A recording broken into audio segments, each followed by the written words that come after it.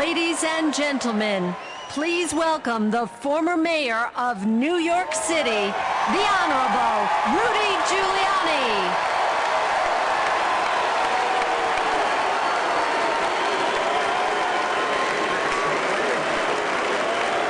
Thank you. Good evening. Thank you very much.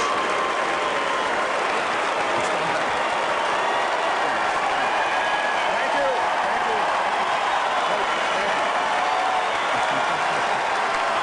Thank you very much. Thank you very, very much. Thank you.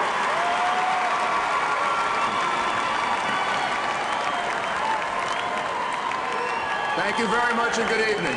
Thank you. Almost exactly 1 year ago today, during a presidential debate in Durham, New Hampshire, I said that if I weren't running for president, I'd be supporting John McCain.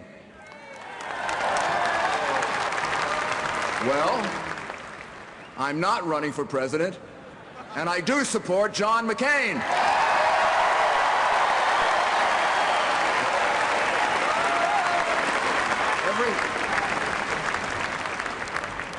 Every 4 years we're told that this presidential election is the most important in our lifetime.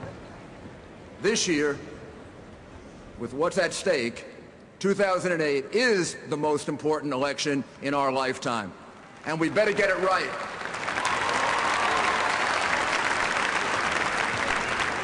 This already has been the longest presidential campaign in history, and sometimes, to me, it felt even longer.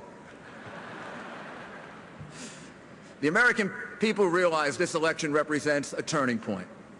It's a decision to follow one path or the other.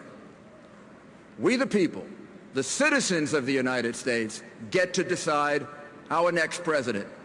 Not the left-wing media, not Hollywood celebrities, not anyone else, but the people of America.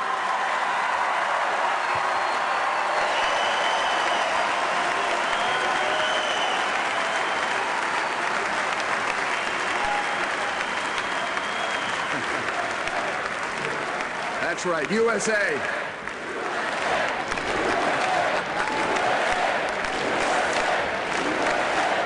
Thank you.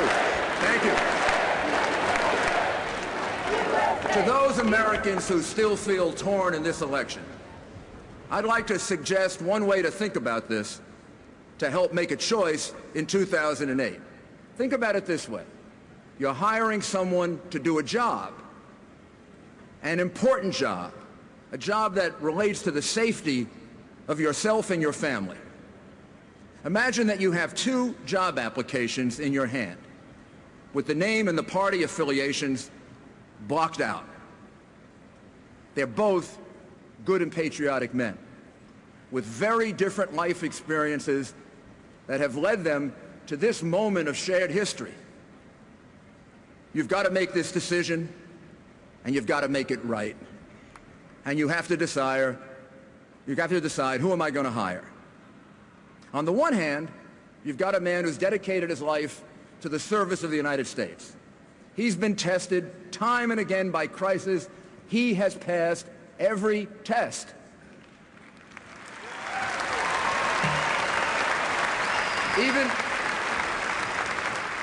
Even his adversaries acknowledge, Democrats, Republicans, everyone acknowledges that John McCain is a true American hero.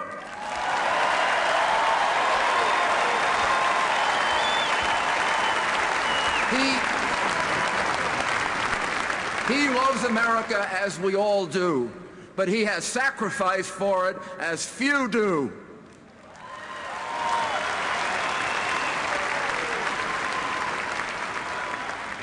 As a young man, he joined the military, and being a Top Gun kind of guy, he became a fighter pilot. He was on a mission over Hanoi when his plane was shot down. He was tortured in a POW camp, but he refused his captor's offer of early release because this is a man who believes in serving a cause greater than self-interest, and that cause is the United States of America. America comes first.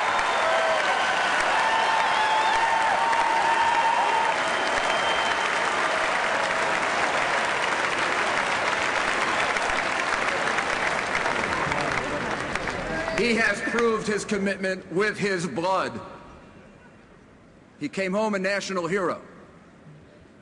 He had earned a life of peace and quiet. But he was called to public service again, running for Congress and then the United States Senate as a proud foot soldier in the Reagan Revolution.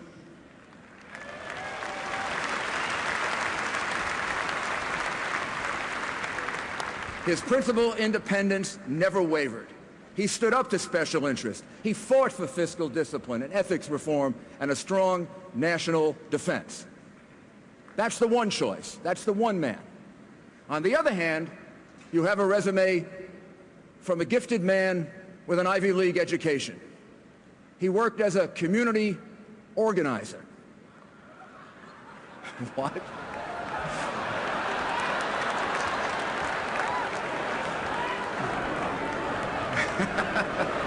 He worked. I said,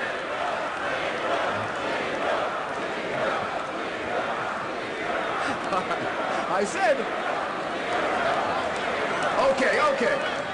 Maybe this is the first problem on the resume. He worked as a community organizer.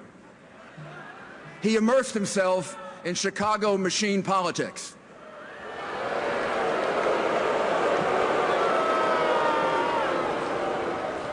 Then he ran for the state legislature, and he got elected.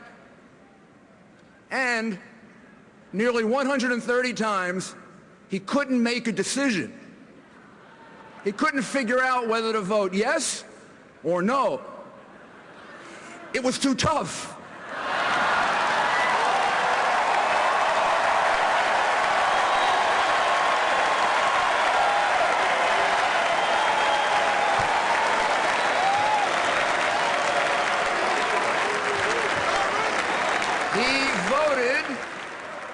He voted present.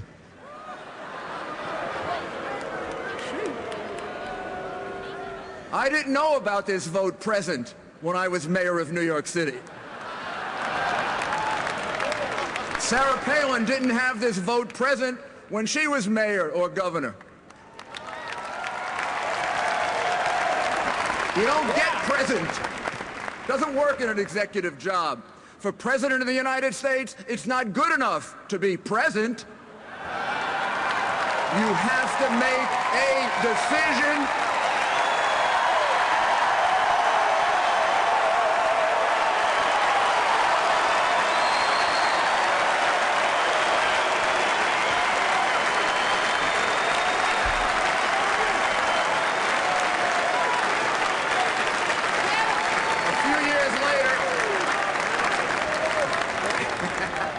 A few years later, he ran for the U.S. Senate. He spent most of his time as a celebrity senator. No leadership, no legislation to really speak of. His rise is remarkable in its own right. It's the kind of thing that can happen only in America.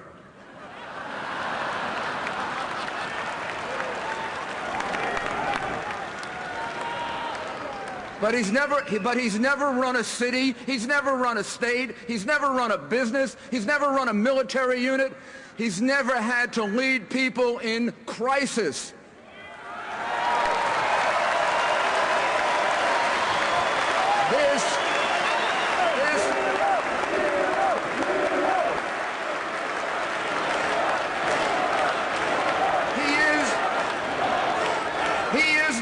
Experienced candidate for President of the United States in at least the last 100 years.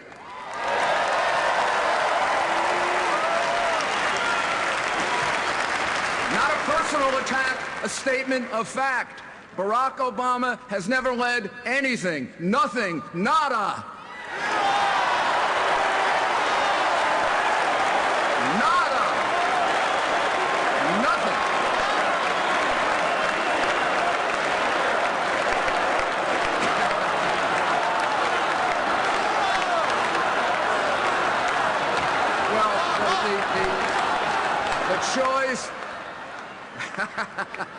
The choice in this election comes down to substance over style. John McCain has been tested, Barack Obama has not. Tough times require strong leadership, and this is no time for on-the-job training.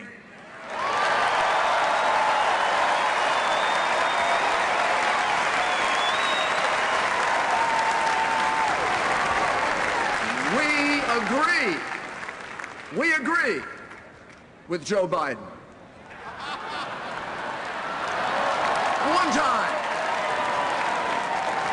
One time, when he said that until he flip-flopped and changed his position. And yes, being president means being able to answer that call at 3 in the morning. And that's the one time we agree with Hillary. I bet you never thought Hillary would get an applause at this convention. She can be right. Well, no one can look at John McCain and say that he's not ready to be commander-in-chief. He is, he's ready, and we can trust him to deal with anything that nature throws our way, anything that terrorists do to us. This man has been tested over and over again, and we will be safe in his hands, and our children will be safe in his hands, and our country will be safe in the hands of John McCain. No doubt!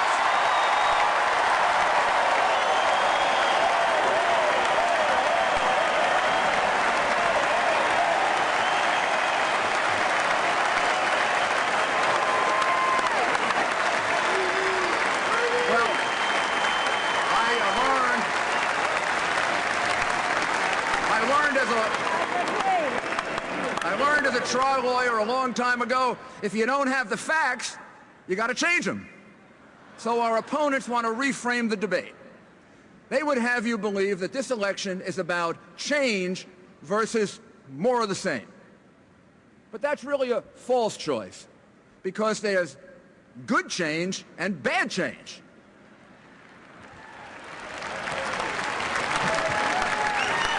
Because change is not a destination, just as hope is not a strategy.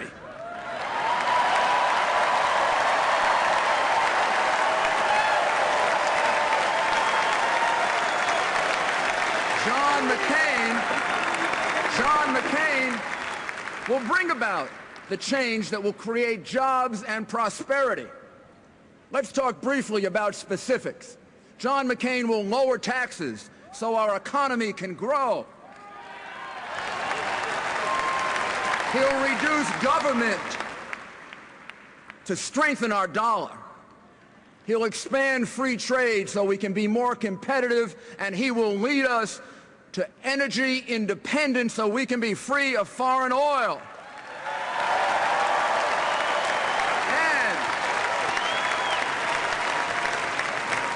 And he'll do it with an all-of-the-above approach, including nuclear power, and yes, offshore oil drilling.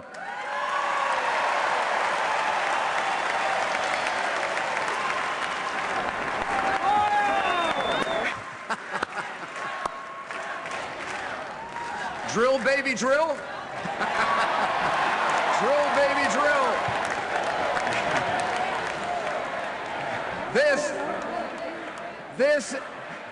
This is the kind of change. Hey, you guys were ready to break out. Woo!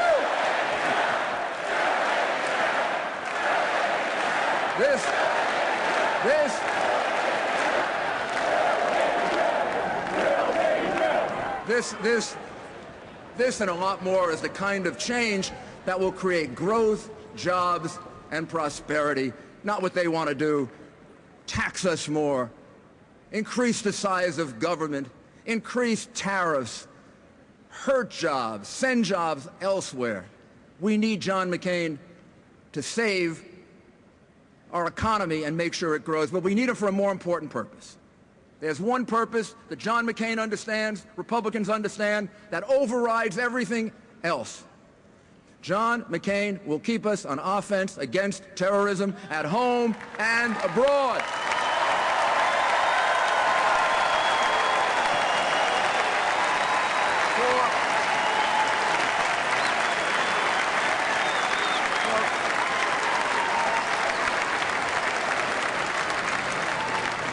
For 4 days in Denver, the Democrats were afraid to use the words Islamic terrorism.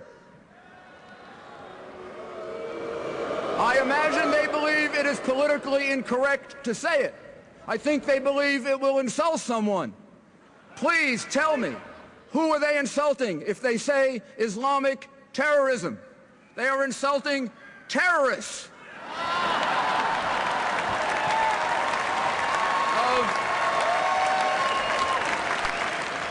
Of great concern to me, during those same 4 days in Denver, they rarely mentioned the attacks of September 11, 2001. They are in a state of denial about the biggest threat that faces this country. And if you deny it and you don't deal with it, you can't face it. John McCain can face the enemy, he can win, and he can bring victory for this country.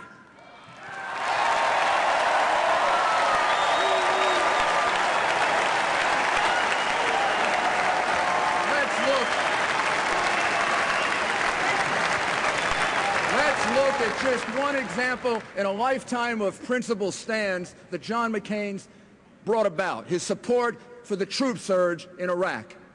The Democratic Party had given up on Iraq. And I believe, ladies and gentlemen, when they gave up on Iraq, they had given up on America.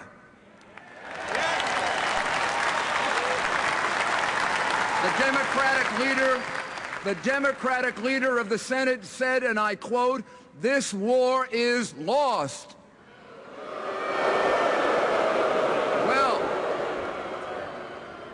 Well, if America lost, who won? Al-Qaeda, bin Laden?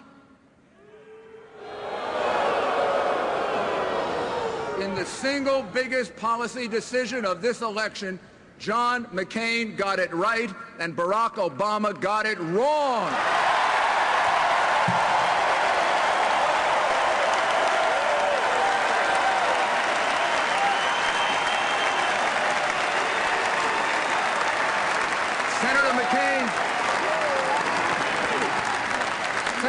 Senator McCain was the candidate most associated with the surge, and it was unpopular.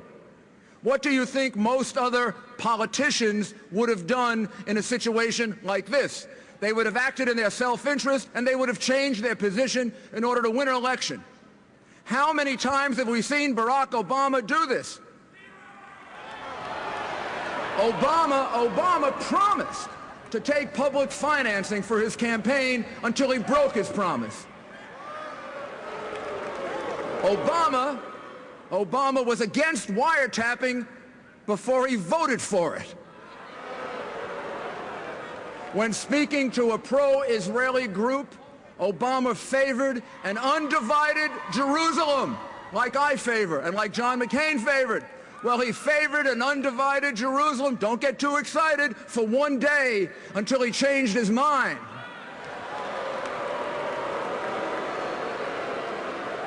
Well, I'll tell you, if I were Joe Biden, I'd want to get that VP thing in writing.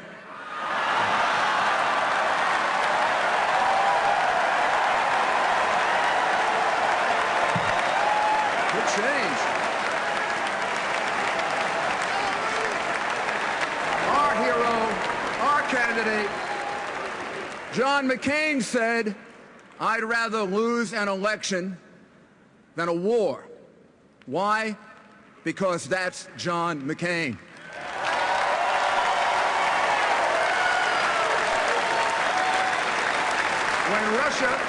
When Russia rolled over Georgia, John McCain immediately established a very strong, informed position that let the world know how he'll respond as president at exactly the right time. Remember his words? Remember what John McCain said? "We are all Georgians."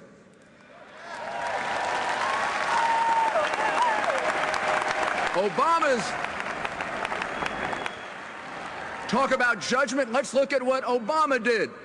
Obama's first instinct was to create a moral equivalency, suggesting that both sides were equally responsible. the same moral equivalency that he's displayed in discussing the Palestinian Authority and the State of Israel. Later, after discussing this with his 300 foreign policy advisors, he changed his position, and he suggested the United Nations Security Council could find a solution.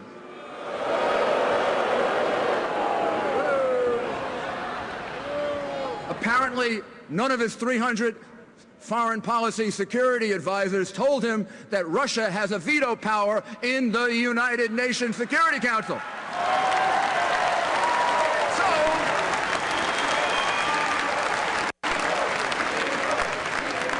By the way, this was about 3 days later. So he changed his position again, and he put out a statement exactly like the statement of John McCain's 3 days earlier. I have some advice for Senator Obama. Next time, call John McCain.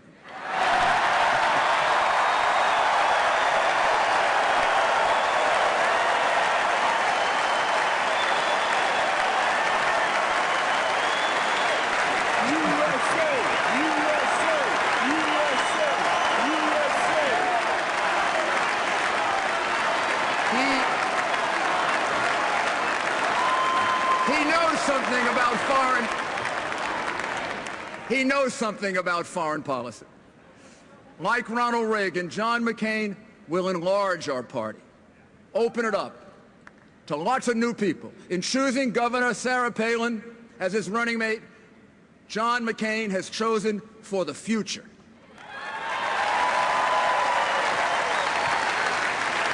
The other guy looked back, John looked forward.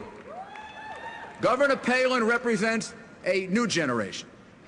She's already one of the most successful governors in America and the most popular.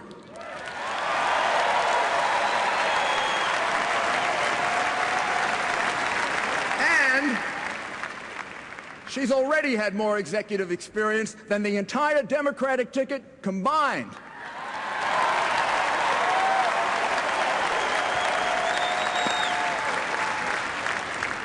She's been a mayor.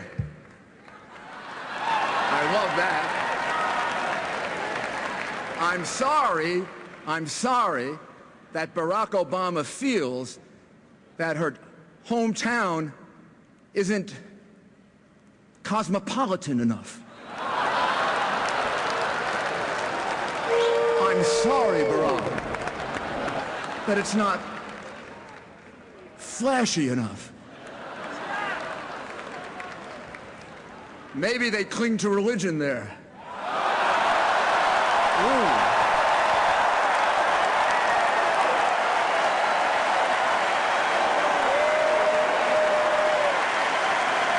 Well,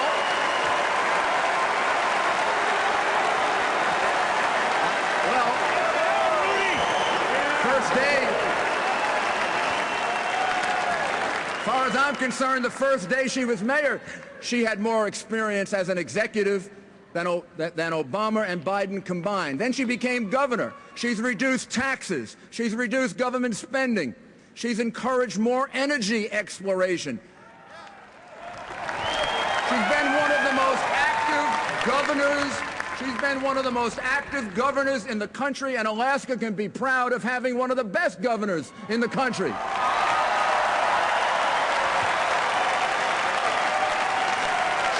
She's got an 80% approval rating. You never get that in New York City. Wow. As U.S. Attorney, a former U.S. Attorney, I'm very impressed the way she took on corruption in Alaska, including corruption in the Republican Party. This is a woman who has no fear. This is a woman who stands up for what's right.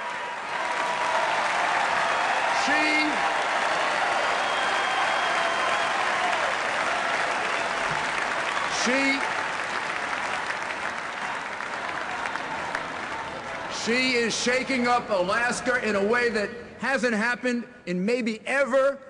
And with John McCain, with his independent spirit, with his being a maverick, With him and Sarah Palin, can you imagine how they're going to shake up Washington? Look out! Look out! One final point. How dare they question whether Sarah Palin has enough time to spend with her children and be vice president? How dare they do that?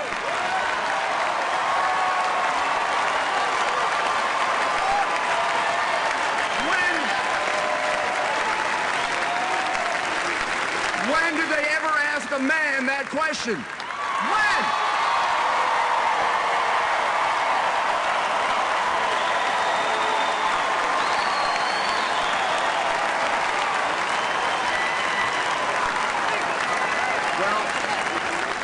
We're at our best when we are expanding freedom. We're the party that has expanded freedom from the very beginning, from ending slavery to making certain that people have freedom here and abroad. We're the party that believes in giving workers the right to work. We're the party that believes that parents should choose where their children go to school.